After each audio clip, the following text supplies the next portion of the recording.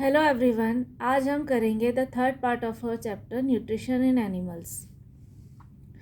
The stomach is a thick walled bag. Its shape is like a flattened J and it is the widest part of the alimentary canal. It receives food from the food pipe at one end and opens into the small intestine at the other. तो stomach जो होता है वो एक bag जैसा होता है। उसका शेप जो होता है वो इंग्लिश अल्फ़ाबेट के लेटर जे जैसा होता है। ये इस फिगर में आप देख सकते हैं कि स्टमक का शेप जो है वो कैसा होता है। ये इंग्लिश अल्फ़ाबेट जे जैसा दिखता है। ये widest part of the alimentary canal होता है।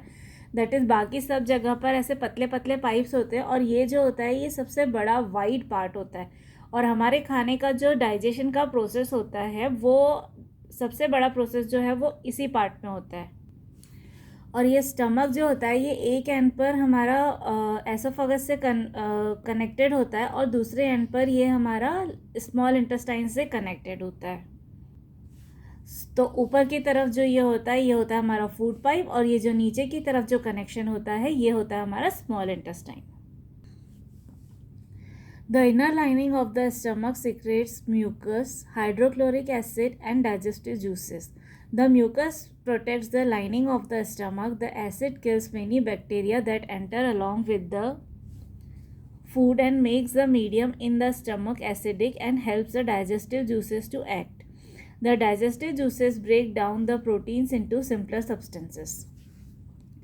अब जो स्टमक होता है वो उसकी जो इनर लाइनिंग होती है, मतलब जो अंदर की तरफ की जो सरफेस होती है उसमें से म्यूकस सीक्रेट होता रहता है। तो ये म्यूकस का होता है, म्यूकस जो है वो प्रोटेक्ट करता है स्टमक को, क्योंकि जो डाइजेस्टिव जूसेस सीक्रेट होते हैं उसमें हाइड्रोक्लोरिक एसिड भी होता है।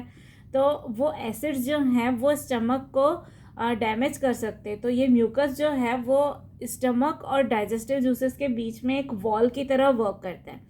तो उस तरह से ये हमारे स्टमक को प्रोटेक्ट करता है कि उसको एसिड की वजह से कुछ भी डैमेज ना हो। और जो डाइजेस्टिव जूसेस और हाइड्रोक्लोरिक एसिड सीक्रेट होता है उसमें जो एसिड होता है वो ये इंश्योर करता है कि जो बैक्टीरियाज हैं अगर हमारे खाने में तो वो उनको मार दे। दैट इज़ वो एसिड जो है वो हमारे खाने में प्रेजेंट बैक्टीरियाज को मारने का काम करता है। और क्योंकि उससे स्टमक जो है वो एसिडिक हो जाता है तो वो डाइजेस्टिव जूसेस को हेल्प करता है कि वो एक्ट कर पाए। और जो डाइजेस्टिव जूसेस हैं वो हमारे खाने में प्रेजेंट प्रोटीन को सिंपलर सब्सटेंस में ब्रेक डाउन करने का काम करता है।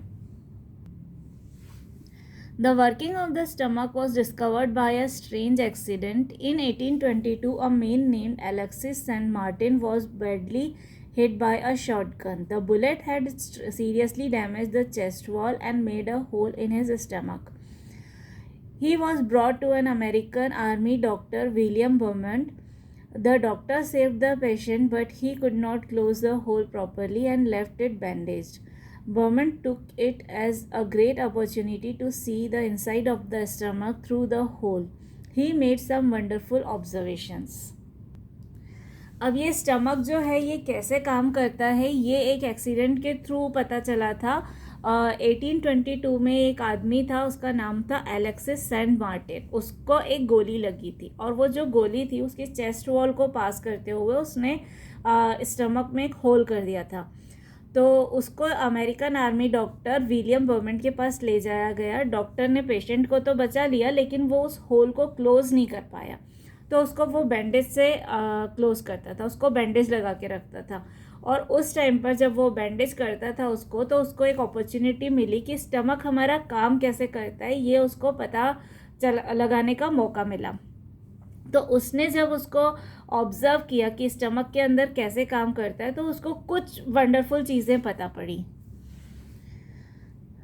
Beaumont found that the stomach was churning food. Its wall secreted a fluid which could digest the food. He also observed that the end of the stomach opens into the intestine only after the digestion of the food inside the stomach is completed. तो बोमेंट ने क्या क्या पता लगाया? बोमेंट ने ये देखा कि स्टमक में फूड जो होता है वो चर्न होता है। चर्न क्या होता है? जैसे आपने देखा होगा कि दही से लस्सी बनाते तो हम उसको चर्न करते, या छाछ बनाते तो हम दही को चर्न करते। तो इस तरह से हमारा खाना जो है हमारे स्टमक के अंदर वो चर्न होता है, मिक्स होता है अच्छे से, और जो फ्लूइड सीक्रेट होते हैं वो हेल्प करते हैं फूड को डाइजेस्ट करने के लिए। और उसने ये भी ऑब्ज़र्व किया कि जब तक हमारे स्टमक में डाइजेशन का प्रोसेस पूरा नहीं हो जाता है तब तक हमारा खाना जो है वो इंटेस्टाइन में एंटर नहीं करता है। इंटेस्टाइन जो है वो क्लोज रहता है और वो तभी ओपन होता है जब एक बार स्टमक में होने वाला जो प्रोसेस है वो पूरा प्रोसेस कंप्लीट हो जाता है, उसके बाद हमारा खाना जो है वो इंटेस्टाइन में एंटर करता है। The small intestine. The small intestine is highly coiled and is about 7.5 meters long. It receives secretion from the liver and the pancreas. Besides, its walls also secrete juices. अब जो small intestine होती है वो बहुत ज़्यादा coiled होती है और उसकी लेंथ अगर हम देखें तो वो होती तो छोटे से पार्ट में और वो बहुत कॉइल्ड होती है, मतलब बहुत ज़्यादा। जैसे हम किसी वायर को रखते तो हम कैसे रखते हैं ना, उसको हम कॉइल करते हैं, हम उसको फोल्ड करके रखते हैं। ऐसे ही जो हमारे पेट में इंटेस्टाइन होती है वो कॉइल्ड रहती है, वो ऐसा ऐसा ऐसा ऐसा ऐसा ऐसा स्ट्रक्चर बनाती है और उसकी लेंथ जो होती है वो पूरी 7.5 मीटर्स की होती है। और उसमें जो डाइजेस्टिव जूसेस आते हैं, जो सिक्रेशन होता है वो लिवर से होता है, पैनक्रियास से होता है और उसकी अपनी वॉल से भी होता है। दैट इज़ उसमें जो डाइजेस्टिव जूसेस आते हैं वो स्मॉल इंटेस्टाइन से भी आते हैं, वो पैनक्रियास से भी आते हैं और वो लिवर से भी आते हैं। The liver is a reddish brown gland situated in the upper part of the abdomen on the right side. It is the largest gland in the body. It secretes bile juice that is stored in a sac called the gallbladder. The bile plays an important role in the digestion of fats. Liver जो होता है वो reddish brown colour का एक gland होता है जो कि एब्डोमेन के ऊपर की साइड पर सिचुएटेड होता है राइट की तरफ, और ये जो होता है ये हमारी बॉडी का सबसे बड़ा ग्लैंड होता है। इसमें से बाइल जूस सीक्रेट होता है और वो बाइल जूस जो है वो गॉल ब्लैडर में स्टोर्ड रहता है, और ये बाइल जूस जो है ये बहुत हेल्प करता है हमारी बॉडी में फैट्स को डाइजेस्ट करने के लिए। The pancreas is a large cream-colored gland located just below the stomach. The pancreatic juice acts on carbohydrates, fats, and proteins and changes them into simpler forms. Pancreas जो होता है वो एक बड़ा क्रीम कलर का ग्लैंड होता है जो कि स्टमक के नीचे लोकेटेड होता है और उसमें से सीक्रेट होते हैं पैनक्रियाटिक जूस। पैनक्रियाटिक जूस जो है वो हेल्प करते हैं कार्बोहाइड्रेट, फैट्स और प्रोटीन्स को सिंपलर फॉर्म में कन्वर्ट करने के लिए। The partly digested food now reaches the lower part of the small intestine where the intestinal juice completes the digestion of all components of the food. The carbohydrates get broken into simple sugars such as glucose, fats and into fatty acids, and glycerol and proteins into amino acids.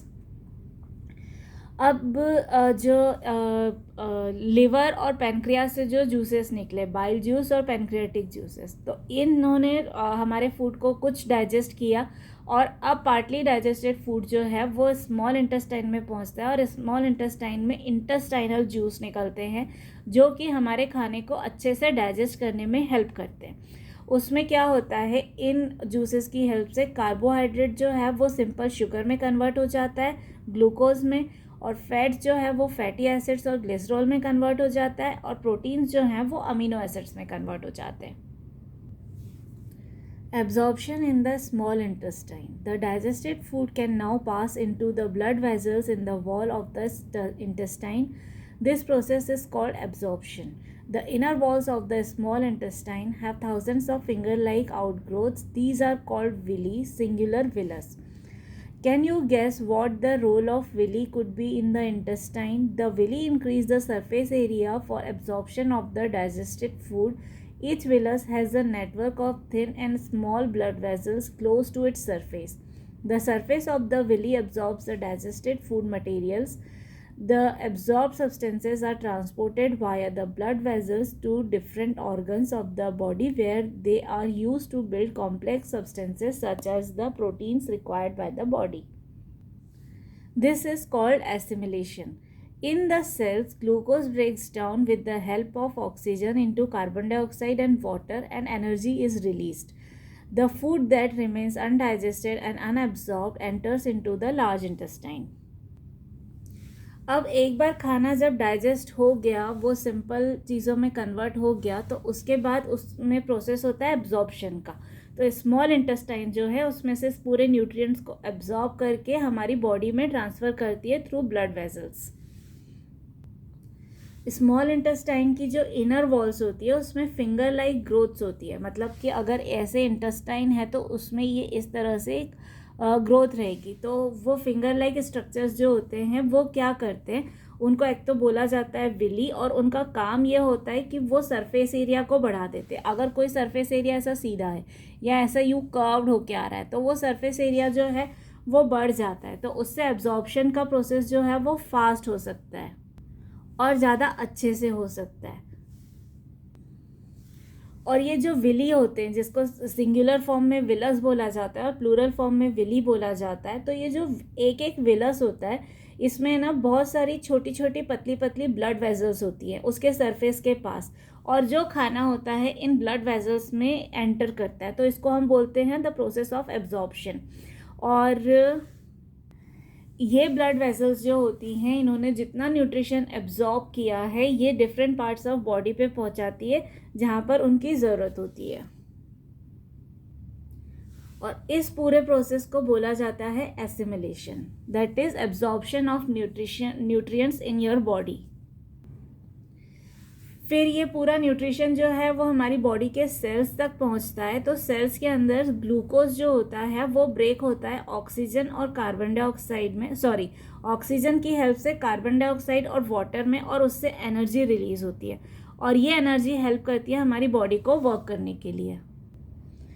अब small intestine में जब absorption हो जाता है तो कुछ food ऐसा बच जाता है जो कि अनडाइजेस्टेड है, अनएब्जॉर्ब है, दैट इज़ वो प्रॉपरली डाइजेस्ट नहीं हुआ है या वो एब्जॉर्ब नहीं हो पाया है. तो ऐसा फूड जो अनडाइजेस्टेड और अनएब्जॉर्ब्ड रह गया है वो एंटर होता है लार्ज इंटेस्टाइन में. Large intestine, the large intestine is wider and shorter than small intestine. It is about 1.5 meter in length. Its function is to absorb water and some salts from the undigested food material. The remaining waste passes into the rectum and remain there as semi-solid feces. The fecal matter is removed through the anus from time to time. This is called egestion. फिर large intestine जो होती है वो अगर हम उसको small intestine से compare करें तो वो लेंथ में छोटी होती है लेकिन विड्थ में ज़्यादा होती है. जैसे स्मॉल इंटेस्टाइन जो होती है उसकी लेंथ 7.5 मीटर होती है, लेकिन जो लार्ज इंटेस्टाइन होती है उसकी लेंथ जो है वो सिर्फ 1.5 मीटर होती है, लेकिन ये इसकी विड्थ ज़्यादा होती है. इसको हम लार्ज इंटेस्टाइन बोलते हैं. अब ये क्या करती है कि जितना भी वाटर या कुछ सॉल्ट बचा हुआ है अनडाइजेस्टेड फूड में वो उसको एब्जॉर्ब करती है, और उसके बाद जो वेस्ट प्रोडक्ट बच जाता है दैट इज़ जिस प्रोडक्ट की बॉडी को रिक्वायरमेंट नहीं होती है, ऐसा जो वेस्ट प्रोडक्ट्स बच जाता है वो जो है वो सेमी सॉलिड फेसेस के फॉर्म में रेक्टम में कलेक्ट होता जाता है, और फिर उसके बाद टाइम टू टाइम ये हमारी बॉडी से रिमूव होता है थ्रू एनस, और इस प्रोसेस को हम बोलते हैं egestion. Sometimes you may have experienced the need to pass watery stool frequently. This condition is known as diarrhea. It may be caused by an infection, food poisoning, or indigestion. It is very common in India, particularly among children. Under severe conditions, it can be fatal. This is because of the excessive loss of water and salts from the body. Diarrhea should not be neglected. Even before a doctor is consulted, the patient should be given plenty of boiled and cooled water with a pinch of salt and sugar dissolved in it. This is called oral rehydration solution. अब कई बार आपने experience किया होगा कि आपके जो stools होते हैं वो बहुत वाटरी होते हैं और आपको बार बार जाने की ज़रूरत पड़ती है, तो इस कंडीशन को बोला जाता है डायरिया. इसको हम कॉमन लैंग्वेज में लूज मोशंस भी बोलते हैं. तो लूज मोशंस जो है, डायरिया जो है वो क्यों होता है? वो किसी इन्फेक्शन की वजह से हो सकता है, या फूड पॉइजनिंग की वजह से हो सकता है, या इनडाइजेशन, दैट इज़ आपका खाना प्रॉपरली डाइजेस्ट नहीं हो पाया हो तो उस कंडीशन में हो सकता है. इंडिया में डायरिया जो है वो बहुत कॉमन है और सबसे ज़्यादा ये बच्चों को अफेक्ट करता है और बहुत सीवियर कंडीशंस में ये फैटल भी हो सकता है। दैट इज़ ये इसकी वजह से किसी की जान भी जा सकती है। हालांकि बहुत छोटी सी बीमारी होती है लेकिन सीवियर कंडीशंस में ये फैटल हो सकता है। तो इसमें क्यों होता है, ये फैटल क्यों हो सकता है? क्योंकि डायरिया में हमारी बॉडी से वाटर और सॉल्ट्स जो हैं बहुत एम्पल क्वांटिटी में चले जाते हैं। तो उन वाटर और सॉल्ट्स को वापस हमारी बॉडी में रिप्लेनिश करना बहुत ज़रूरी होता है। तो जब भी कभी किसी को डायरिया होता है तो इवन डॉक्टर के पास ले जाने से पहले भी किसी पेशेंट को बॉइल्ड वाटर देना चाहिए। दैट इज़ बॉईल करो पानी को पहले अच्छे से और फिर उसको ठंडा करो, then add some salt and sugar into it, और फिर वो सॉल्यूशन सॉल्ट और शुगर ऐड किया हुआ पानी जो है वो आपको पेशेंट को देना चाहिए। उससे वाटर जो है उसकी कमी नहीं होगी और सॉल्ट्स की कमी भी नहीं होगी। और ये जो सॉल्यूशन होता है इसको बोला जाता है ओरल रिहाइड्रेशन सॉल्यूशन और इसका शॉर्ट फॉर्म होता है ORS। So this was part 3 of our chapter Nutrition in Animals. If you have any doubt or query, you can ask me in the comment box below. And if you want to check the links of other parts of this chapter or other chapters, you can find the links in the description box below. Thank you everyone.